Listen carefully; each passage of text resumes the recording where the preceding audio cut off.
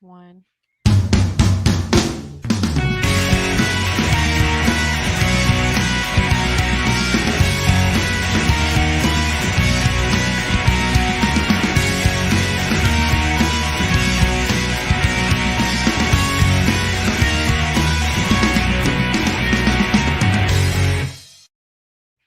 Hey y'all, this is your favorite co-host, actually only co-host for Book World: The Great Escape. I'm CJ Peterson, and that's Mr. Michael Scott Clifton. Welcome. Today we're going to be talking critique groups and partners, yay or nay. But before we get there, Mr. Mike, how has your week been?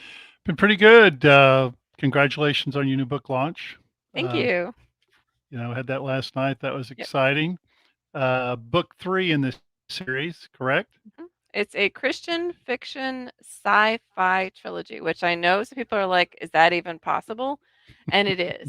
I describe it as Stranger Things minus the X or minus the Mind Flayer portion. So Stranger Things meets X-Men. And so yeah, that's where we're at. Well, that sounds exciting to me. That's something I'd like to read. Thank you. Yeah, I was super excited to get it out.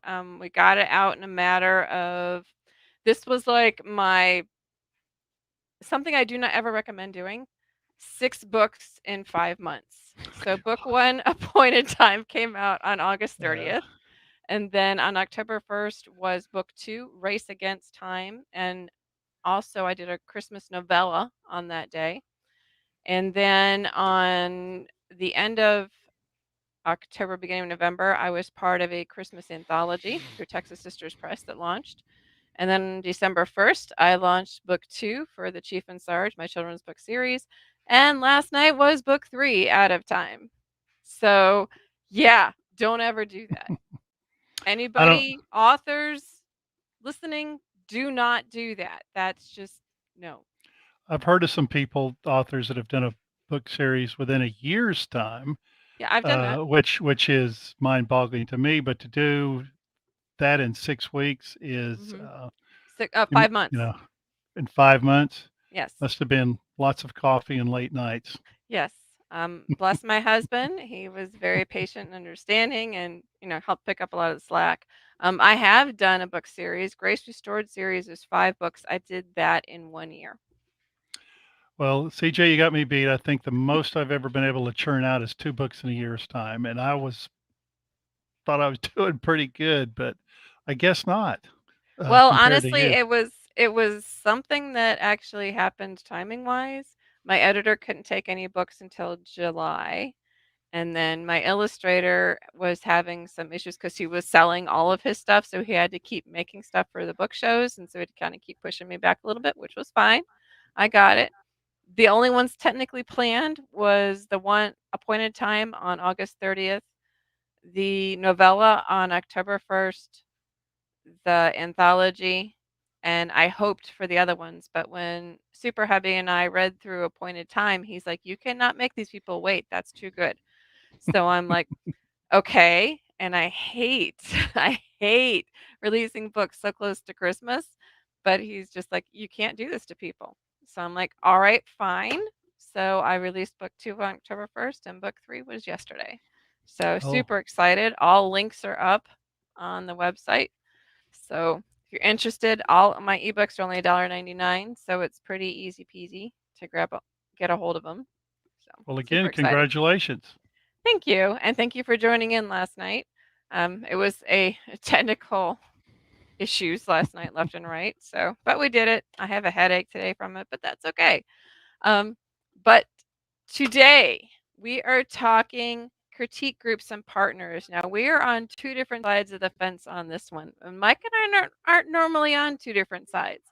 But we'll find out by listening. You're going to find out why, and we'll let you make your own choice, as always, but kind of giving you both sides of the argument. So, Mr. Mike, we'll start with critique groups. Yay or nay? Oh, definitely a yay. I Why? think, well, the critique group uh, can be anywhere from one person that you work closely with that, reads your stuff, you read theirs, that you trust their opinion. It could be a couple of people, it could be a group. In my particular situation, we have a critique group composed of 6 people, and we either meet at a coffee shop, Joe's here in Mount Pleasant, some Zoom, and some meet in person. It's kind of a combination of both. And the composition of your critique group, I think, is important because you need kind of I think, a variety if you're going to include more than one person in your group. So we have one that we have in our group a person that writes poetry, another that writes fantasy and steampunk, another uh, that writes historical fiction, and so we kind of have a good cross section. A couple of people in our group also have done editing for other authors as well. So Mhm. you get kind of a cross section of people that come at different angles to writing. But I've known of people who have a trusted partner that Mhm. you know they critique with. So when you say critique group, it can be critique person, and it can be anything from, like I said, the one person to a group of people. I know in Dallas, they have the Dallas Writers Organization. I Mhm. think they have like 100 or more people that show up, and they have sort of they have a different way of doing critiques. Mhm. So um, I definitely think it's it is helpful for me as an author. It's been one of the best things that's ever happened to me. Um, How do you specifically benefit from it? well, one of the first things is obviously grammatical errors. You put a Mhm. comma in the wrong place, or you didn't include a comma, misplaced use of a ellipsis or a em dash. Just it could be everything. Capitalization, all the things that your English teacher turned in your term paper. So it could be something Mhm. you know as pedantic as that, just as ordinary as that. But on the other hand, there is also those um, that make suggestions on word choice, synonyms for words, identifying cliches that are used, uh, POV problems where we're writing and you make POV mistakes. So it can be a conceptual as well as a grammatical kind of critique where they're looking at your work and and they can point these things out to you.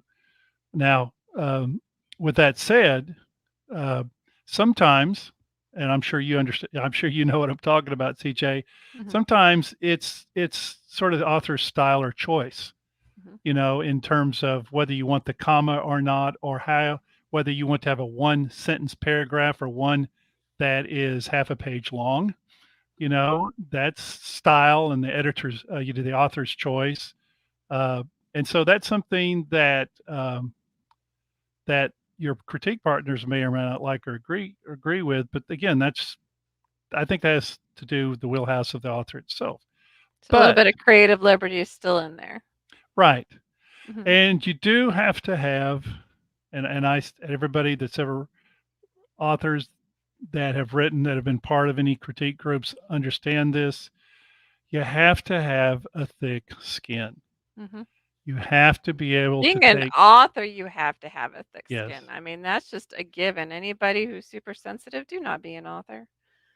Just you don't do it. you have to be able to take constructive criticism. Mhm. Um, when I was I was an educator for 40 years, and I was an administrator the last 17, and I would do teacher walkthroughs and evaluations. That's part of the job. Mhm. And so I always made a point of telling my teachers, look, you do a great job, but here's some areas where you can improve. And I always made sure they understood that what I was saying was constructive, was meant to be constructive criticism, not negative, not something, well, gotcha, that sort of Mhm. thing. And I'm not sure that all critique groups or critique partners follow that. Uh, I think you can scar, especially a young writer Mhm. that's just starting out. Uh, I think you can uh, make. I think you can make them so discouraged after a critique session that they just don't write anything anymore. And that almost happened to me.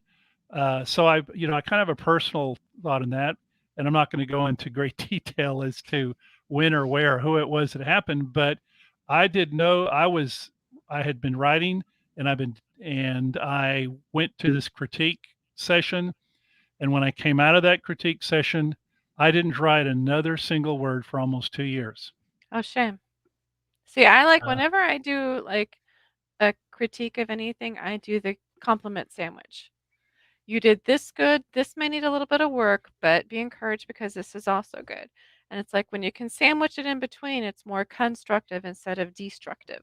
And even that little in between portion, you have to kind of be somewhat careful in how you word stuff because you can hurt somebody. Let's face it, we're all mhm. artists. We're artists with a pencil or a pen or a computer, however you want to put it in there, because we paint pictures in the minds of our readers. So we are artists, just as much as say a painter or an illustrator or anything of that type or chalk, whatever Mhm. medium you use. And so we are just as sensitive as them. And when we're putting it out there, we're putting our book out there with kind of like putting your heart out there saying, please don't squish my heart, you know? So it's like, kind of help a little bit here and there, but don't kill me It because it, helps. it can. It helps to okay, here's what you can improve on, but also, what have you done that's good? They need, Hmm. that was a great, scene that you described or something, but it has to be constructive. And you do, as you were saying, you have to include the good things that happen as well. Hmm. So again, I, it can be you need to be, you need to have a thick skin as a author, as a writer, but by the same token, if you flip that around, if you're on the critiquing side of it, you mhm. need to understand that it's somebody's baby, and when you're making that uh, constructive criticism or whatever, that you're doing it in a way that doesn't threaten or discourage a person Mhm. over, go over the top. Yeah, there was one author. I went out to dinner with a group of authors, and there was a new author, and she felt with everything that was in her that she was meant to do this children's book. Well, the person that was the speaker for that weekend literally ripped her up one side and down the other and just Mm. utterly destroyed her. And I went up to her after where I said, "Look, you were given that particular book for a reason. You know, it's passion of yours. You can see it, you can hear it. Do it.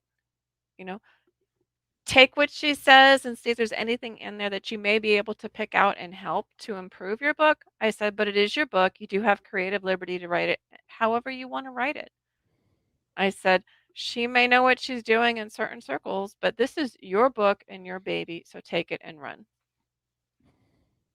Well, I mean, I think we all probably can come up with a horror story of people Mhm. who that either we know, or in my case, I was the living, breathing example of that.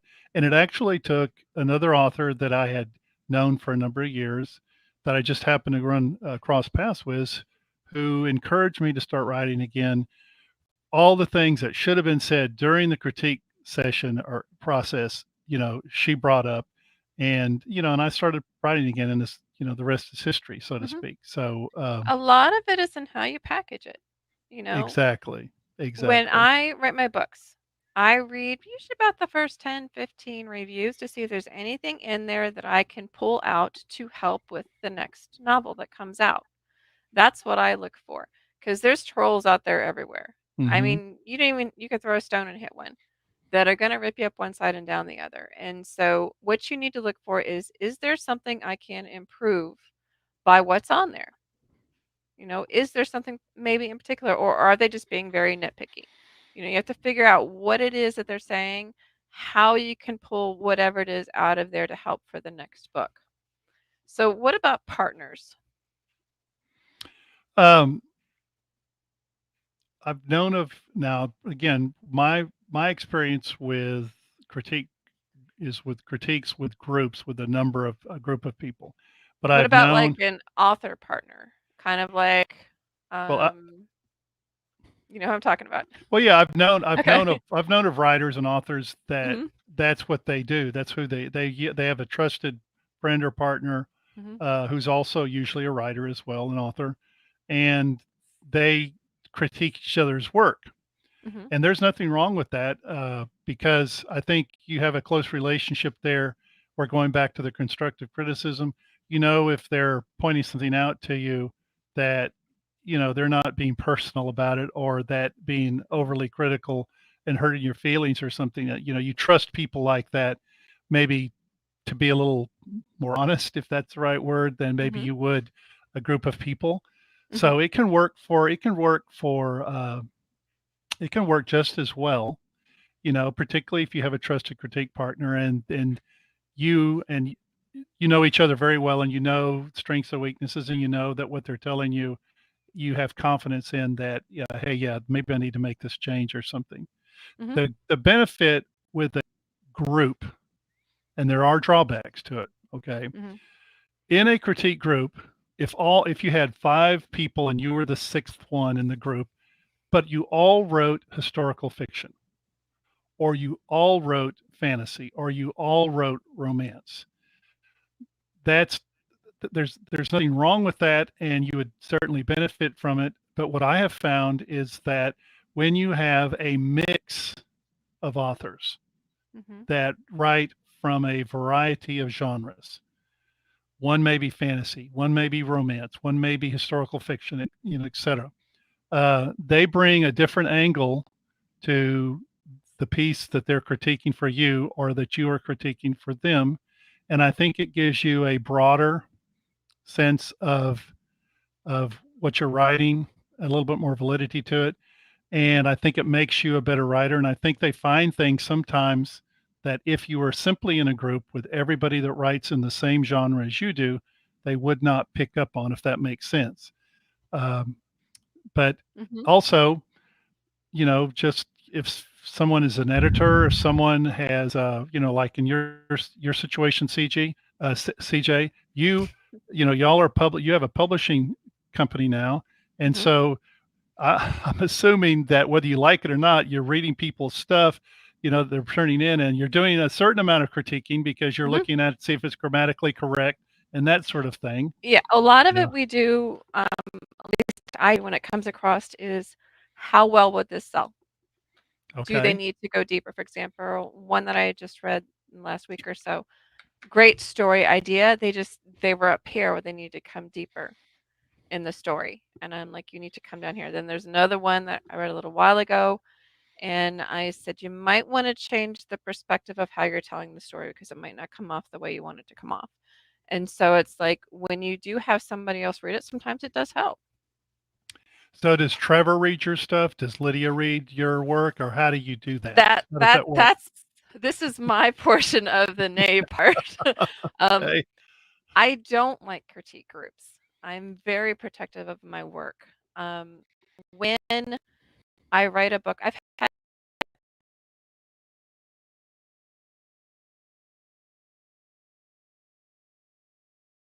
couldn't feel confident in publishing their story because it was too close to somebody else's who had basically stolen their work. And so for me, I'm very protective of it. So I have certain things in place. There are no less than 3 to 5 pairs of eyes that look at a book before it goes up. And the reason way that it is as much as possible. And then my husband and I physically read it aloud. I will read it aloud and he follows along. He's picked up multiple plot issues. Sometimes it's medical, sometimes it's military, depending on what we're reading. Sometimes he's like, well, it was a little slow in here. What if you add this or this? And for those who have read the Team Angel series, some of those plot twists that make you really mad came from him. Just a disclaimer, super hubby, I love you. That's where they came from. um, but he's very good at wording this is good. You might want to change this sort of idea. Like I Hmm. said, the other thing I do is I do read the reviews and pull some stuff out for the next book. But the big portion that I do, and part of it you did touch on, is the editor. I have a copy and a content editor. My editor is brutal. And I tell her I would rather have you, you know, critique the crap out of it than have a reader tell me it later in a review. And so what she does is she sends it through her copy editor. So that's another set of eyes. So now that's 3. And then she goes through and she does it, and it's almost like she words it as if she's looking over my shoulder. She's like, "You cannot be serious. You cannot do that." Or you need to reword it this way, or try this again, or you've used this word way too many times, try again. And that's how her comments are on the side, and that's what I appreciate about her, and she can be brutally honest. And so it's kind of like my own little critique group, if you will, between Trevor, my content editor, my copy editor. Lydia tends to read them after publication. And then, like I said, I do have some of those reviews. Some of the reviews I share for those times where I get really discouraged, as in, why am I even doing this still? Like, you know, publishing 6 books in 5 months. You tend to get a little discouraged in the middle of that. So you need those uplifting reviews. But then there are those reviews that point out and say, this might not really happen in real life. Some of them I do take. Some of them I tell people, some of my stories have portions of my life in them. And some of the reviews say, well, this is no way this can happen in real life. And I'm like, no, actually, that one was one of the true ones. So it's like some of it you can take and some of it you're just discard. And some of the suggestions my editor comes up with, I take, and some of them I pull that creative liberty because I am the author and this is the way I do want the story to go. Ultimately, as the author, you have that final say before you push publish. It's your work. And it's kind of like an artist that made this painting, really proud of it. They're showing it to people before it's put on display. You don't want to be one of those who comes in and splashes red paint over it. You want to come in and kind of point and go, what about this part? What about that part? I like the texturing in this one. This shading's really good. You may want to check this part out a little bit more. This is good. I love your technique in this, and it shows this. Mhm. So you've got that balance in there. And like I said, I'm very protective of my work. I don't do beta readers. I don't do ARCs, which are advanced reader copies for those listening. I don't normally share it to anybody until it's already through publishing phase. That's just Now where I stand. now beta readers, are a little bit different kind of animal as Mhm. opposed to a critique group. Mhm. Beta readers And are we're harder. gonna yeah, we're gonna touch on those later, so don't say too much. So, but the 2 are not necessarily they're Mhm. not the same animal, Mhm. critique groups and beta readers. But, I mean, I understand what you're saying about, you have to trust the people within your critique group. Now, if you were to join a critique group of, a bunch of people, most of whom you don't know, yeah, I don't know. Mhm. You really kind of have to have a sense of trust, before you begin in terms of your work and the people that you're critiquing and that Mhm. are critiquing your stuff. But I will say that uh, going on 3 years now Mhm. of being part of a critique group that we meet weekly, and it's one of the best things I've ever done as an author. It's helped me immensely, Mhm. and I'm deeply appreciative of the people that are part of my critique group because uh, they have helped make me a better writer and they've helped make my books better, Mhm. not just from conceptual things, but to grammar as well. Mhm. And again, it's helped me out. It's helped me out a lot. I don't even know where I would be now if I didn't have that kind of support to Mhm. to kind of fall back on. And I feel lucky. I'll be honest with you. I feel very fortunate that I was at the right place at the right time to be able to be part of something like that. Because again, I isn't telling where I'd be right now if I didn't Mhm. have the critique group that has helped make what I write a whole lot better than what it would have been on my own. And you can spend money. People, there are different authors and writers. They do things differently, Mhm. but conceptual editing, regular just grammatical editing and things like that. You don't necessarily, I suppose, need a critique group if you're going to go through something like that. Mhm. But it just depends on what you want to spend your money on, your time, and that sort of thing. And Mhm. I think it's different. Your situation's different from mine, and we're probably typical of a lot of authors Mhm. that critique groups may fit or they may not fit. Mhm. You know, um, The Well, thing and about there's no right or wrong to this, and no. that's what we're trying to say. There's no right or wrong to this. Oh, Mike's no. not wrong, I'm not right, Mike's not right. It's Right. what works for you. We're just showing you 2 sides of, the coin. Right. Tomatoes, Would it be good for tomatoes. yeah. Is it good for you? Is it not good for you? What does your inner circle look like regarding your writing? Mine consists of Trevor, the content and the copy editor. And then yours consists of, generally speaking, probably your critique group. Do you have an actual editor? Do I have a what? Do you pay an editor to go through your stuff? I used to do that, the to be honest with you, 2 there are 2 editors in Mhm. my critique group, so I'm pretty confident when we're done with that, that it's if there are any errors, they're very minor, and it's not anything I'm gonna be worried about Yeah.